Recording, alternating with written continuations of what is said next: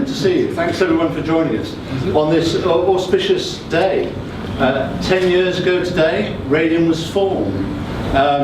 It seemed like a good idea at the time. 3 organisations, all dead similar, housing associations. You know, what could be complicated about putting 3 housing associations together? But it didn't prove to be quite so.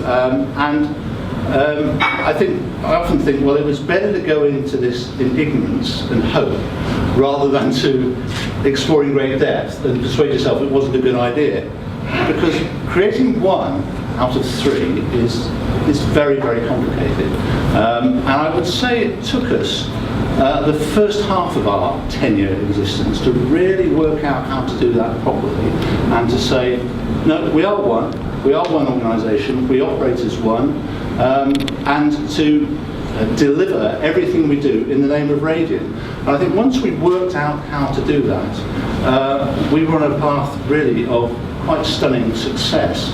Looking at where we were 10 years ago, collectively about 15,000 what were then called social homes provided, both shared ownership and social rent.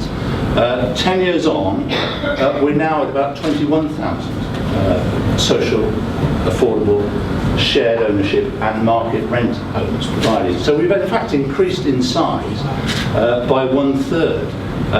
Could we have done that had we not come together, gained those efficiencies, and turned those efficiencies into new homes? I don't believe we could have done. I think it is definitely the case that we are stronger together than we were separately. And it's with great pride that I reflect over the whole of that history on the stunning number of awards the organisation has won, some of them on this table here, but awards for every facet of our business, from Development of the Year, Social Housing Development of the Year, Affordable Home Ownership Provider of the Year, Best Contract by a Maintenance Team, even awards for our fleet management, gained within this last 12 months. And through all of that, great staff doing fantastic work. I talked about the first 5 years when we worked it all out. We didn't dare ask staff in those first 5 years how it was to work here. We were just too scared of what the answer might be. The first time we did that was in 2010.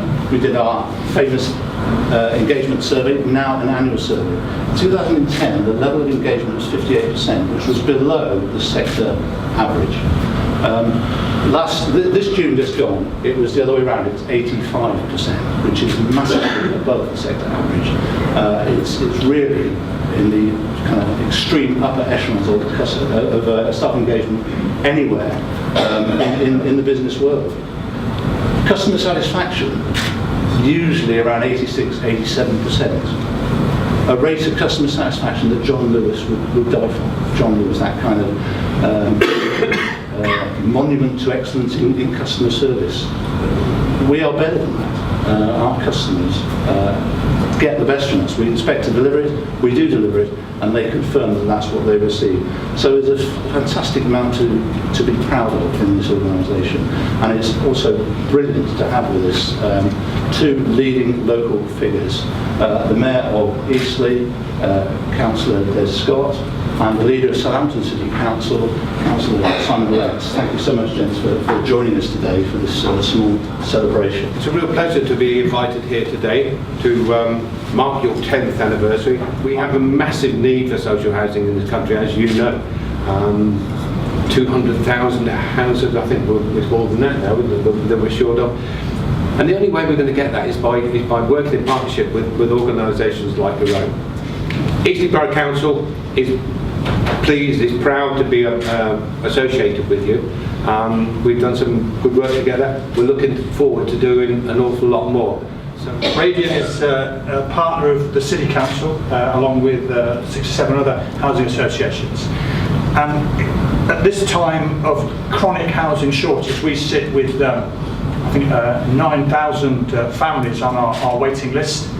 And that's having cut it down from about 13,000 by actually focusing in on those in genuine need.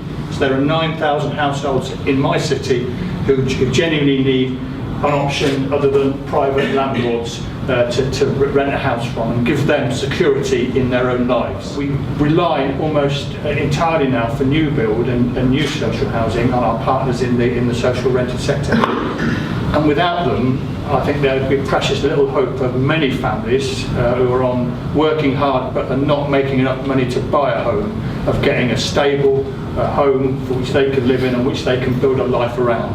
And I'd like to thank you on behalf of the councillors in St Athan for the work that you do in partnership with us to deliver that dream for many families in the city and in the wider region.